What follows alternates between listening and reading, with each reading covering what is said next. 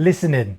You've probably heard the term martial law thrown about before. It's a phrase that sparks a lot of fear and imagination. Soldiers on the street, curfews, tanks rolling through cities, and the government clamping hard down on personal freedom. But here's the thing. While it's a powerful concept, very few people understand what martial law means in practice, especially here in the UK. So today we're diving deep. We'll break down what martial law actually is, the legal powers behind it, how it would be declared and enforced in Britain, what role would the army play, and is it ever likely that it could happen here in Britain? And trust me, by the end of this, you'll see through a lot of myths and Hollywood nonsense about martial law. So first things first, what do we actually mean by martial law? In simple terms, it is when the military take over powers from the civilian government. Think of it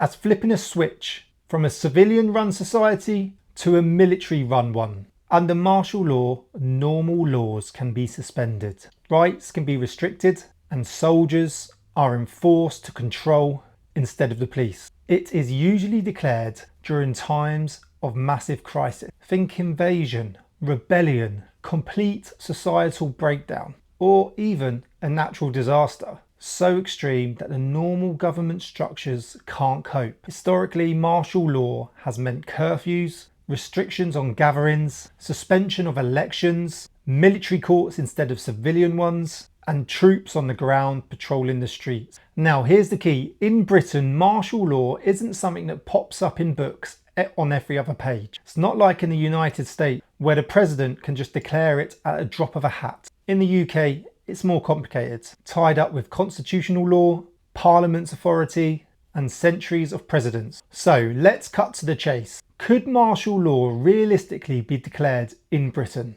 Yes, but it's not as straightforward as that. Unlike some countries, the UK doesn't have a neat piece of legislation titled the Martial Law Act. Instead, the government relies on emergency powers. We've already seen examples of emergency powers in action in the past. Think World War II, the miners' strike, even COVID lockdowns, but those were under civilian control. Martial law goes a step further. It means Parliament or the Prime Minister hands over significant authority to our armed forces. Now, under the principle of parliamentary sovereignty, the UK government could theoretically pass emergency legislation giving the army full control, but it would face huge scrutiny in the Commons and in the Lords, and also from the courts. You've also got the Human Rights Act, the European Convention of Human Rights, and centuries of legal precedents of all acting as brakes. That doesn't mean martial law is impossible though, but it does mean it would take a truly extreme situation. We're talking scenarios like, we're talking a full-blown armed insurrection or civil war, a foreign invasion, a complete breakdown of law and order nationwide where the police cannot cope, or a catastrophic disaster that destroys normal governance. Anything less than that, it is highly unlikely the Parliament would even consider it.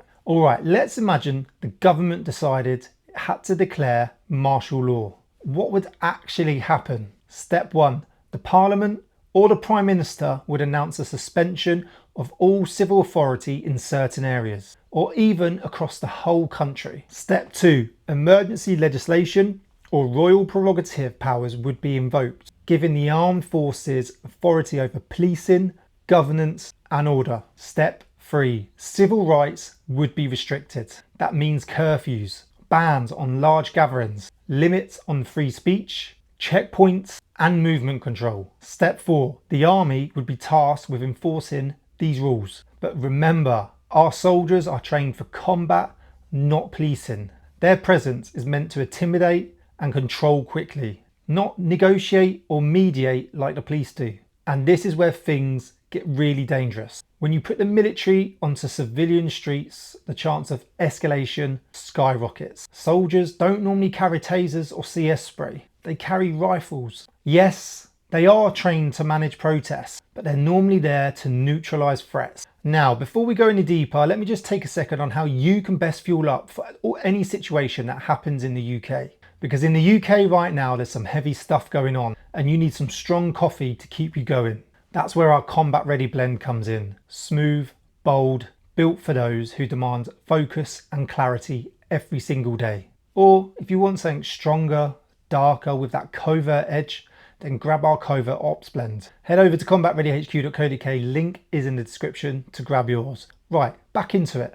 Let's say martial law was declared. How would it actually look on the ground? Picture this: curfews, citizens being ordered to stay indoors after a certain hour, soldiers patrolling the streets enforcing these curfews, checkpoints, movement restricted between towns and boroughs, identity checks at roadblocks, gatherings are banned, no protests, no rallies, and no large gatherings. Troops could disperse groups by force. Media control, news channels censored or directed by the state. Internet restrictions on dangerous information. Military courts, civilians could be tried by court-martial instead of your regular courts. And crucially, the army enforcing order instead of the police. This means British soldiers on the street, guarding outside infrastructure, detaining people, maybe even engaging in riots or armed clashes if things spiraled. But let's not forget, the British Army is relatively small, under 75,000 troops, and then you've got the reservists on top of that. That's not really enough to police 67 million people day to day. So if martial law was enforced, it would likely be targeted, focused on hotspots of unrest, major cities, or critical infrastructure. Here's where the issues start piling up. Firstly, you've got public resistance. The British are tolerant, patient, but we don't take it kindly to being told to stay in line at gunpoint. The public backlash would be huge. Secondly, you've got logistics. The army isn't equipped for mass policing. You'd see soldiers exhausted, stretched thin, and forced into confrontations they are not trained for. Thirdly, political fallout. The moment martial law is declared, Parliament and the courts would be in uproar. Media would tear it apart.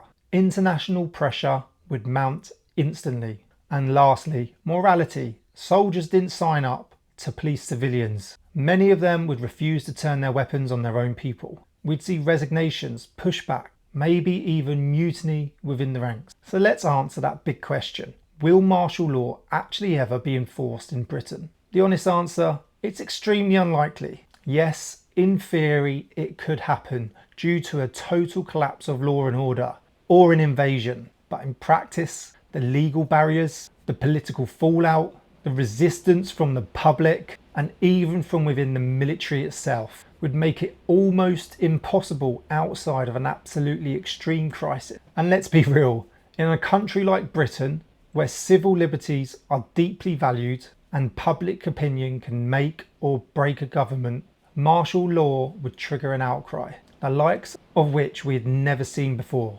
Martial law isn't just a tough crackdown, it's the military taking over from civilian government. It would mean curfews, restrictions, soldiers patrolling the streets, and rights being suspended. In the UK, it's legally possible, but only under extraordinary circumstances, like a civil war or invasion. Even then, it would be met with huge resistance, both from the public and from within our armed forces. The truth is, martial law isn't just unlikely, it's impractical. The British Army isn't there or built to control 67 million people, and the backlash would be enormous. So if you hear someone throw around the term martial law and it's about to happen tomorrow, just take it with a pinch of salt. It is a tool, but it's a last resort. One the UK would be extremely reluctant to use. Remember, stay sharp, stay combat ready, never be beaten, and don't forget to subscribe. Thanks for watching.